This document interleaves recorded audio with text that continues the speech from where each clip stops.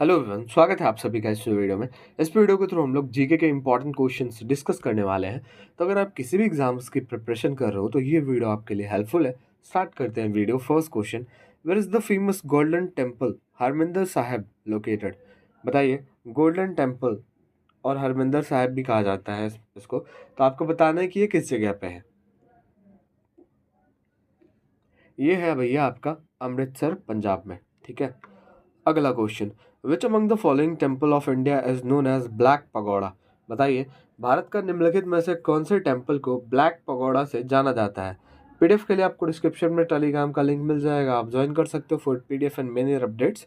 और अगर बात करें कि इसमें से कौन से टेम्पल को ब्लैक पगोड़ा से जाना जाता है, तो आपको याद रखना है कोणार्क सन टेम्पल, जो कि आपका उड़ीसा स्टेट में पड़ता है ना, इसको ब्लैक पगोड़ा से जाना जाता है। ठीक है,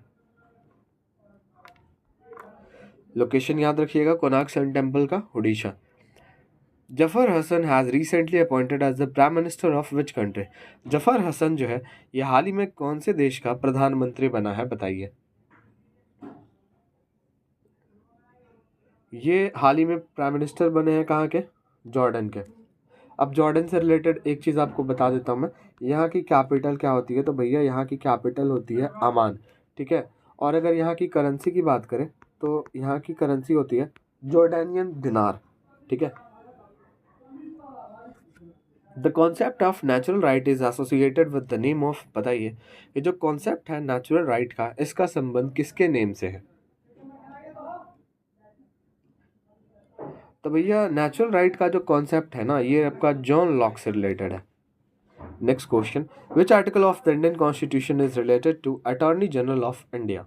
बताइए, इंडियन कॉन्स्टिट्यूशन का कौन सा आर्टिकल जो है ये रिलेटेड है आपका अटॉर्नी जनरल से?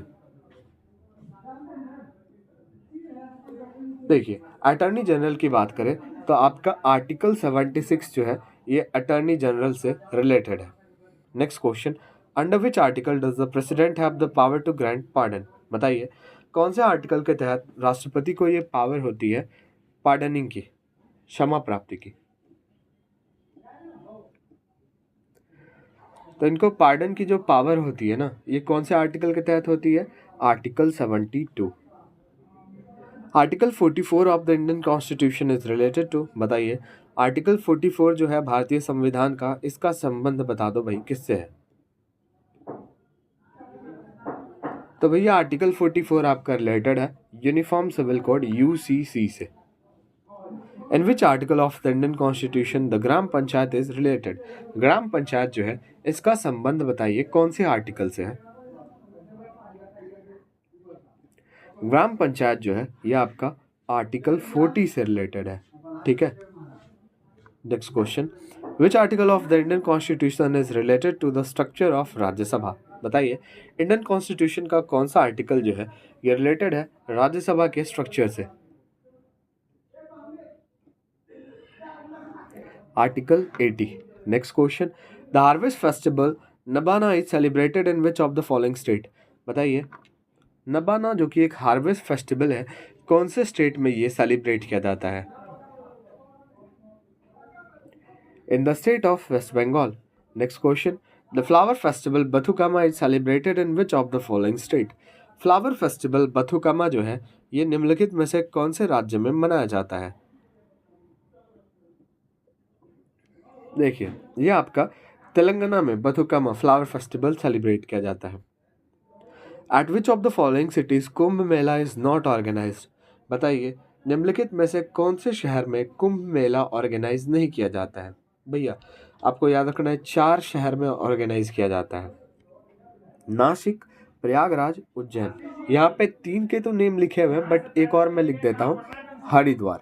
ठीक है, हरिद्वार में ये चार चार है। ठीक है, बट चेन्नई में जो है कुंभ मेला नहीं ऑर्गेनाइज किया जाता है। तो नासिक, प्रयागराज, उज्जैन एंड हरिद्वार, ये चारों में से आपको कुछ भी दे सकता है। तो आपको याद रखना है यही 4 जगह है, शहर है, जहाँ पे ऑर्गेनाइज किया जाता है कुंभ मेला। अभी रिसेंटली प्रयागराज में किया गया था। तो ऑप्शन नंबर ए करेक्ट हो जाएगा, है ना। चलिए अगला क्वेश्चन देखते हैं। Bali Tritiya festival is celebrated in which state of India? Bali Tritiya festival जो है ये कौन से स्टेट में मनाया जाता है? Bali Tritiya, Orissa. Bharat Ratna award is associated with which field? Bharat Ratna award का संबंध किससे है, कौन सी फील्ड से? Sports, literature, social services. Option D. Nobel prize award is associated with which field? Nobel prize award का संबंध कौन से फील्ड से है? Science, literature and peace. तो option number D, all of the above. Dada Saheb Phalke award is given in which of the following field? दादा Saheb Phalke award जो है ये कौन सी फील्ड में दिया जाता है?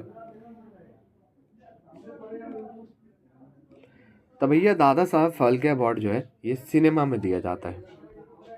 इन विच ईयर द दादा Saheb Phalke award was started? दादा साहब फाल्के अवार्ड की शुरुआत किस वर्ष हुई? राइट आंसर ऑप्शन नंबर है 1969 में। ठीक है, next question, which of the following language has not specified in the 8th schedule of the Indian constitution? बताइए निम्नलिखित में से कौन सी भाषा जो है ये 8th शेड्यूल में स्पेसिफाइड नहीं है? बताइए। उर्दू, सिंधी और संस्कृत है बट इंग्लिश नहीं है, तो ऑप्शन नंबर ए आपका करेक्ट हो जाएगा। The concept of concurrent list in the Indian constitution is borrowed from which country?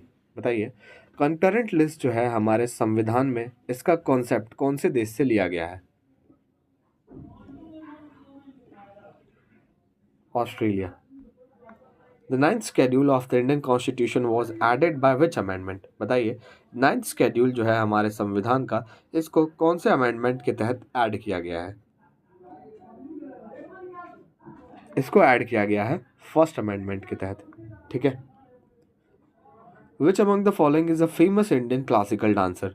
निम्नलिखित में से कौन जो है एक फेमस इंडियन क्लासिकल डांसर है? Option C, Uday Shankar. Which among the following is a famous qawwali singer? निम्नलिखित में से कौन एक फेमस कवाली सिंगर है?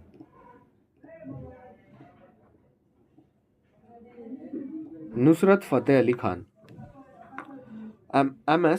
Mrs N Rajan is related to which of the following musical instrument? Mrs N Rajan जो है इनका संबंध कौन सी म्यूजिकल इंस्ट्रूमेंट से है? बताइए। मिसेस एन राजन जो है ये वॉलिन से रिलेटेड है। Which among the following is a famous flute player? निम्नलिखित में से कौन एक फेमस फ्लूट प्लेयर है? Hari Prasad Chaurasia. And last question, Gangadhar Pradhan is related to which of the following classical dance? Gangadhar Pradhan जो है इनका संबंध कौन सी क्लासिकल डांस से है? ओडिशी। ठीक है, तो आई होप वीडियो आपको अच्छी लगोगी। वीडियो अच्छी लगे और हमारे चैनल पर आप नए हो तो लाइक शेयर एंड सब्सक्राइब जरूर करें। मिलते हैं नेक्स्ट वीडियो में।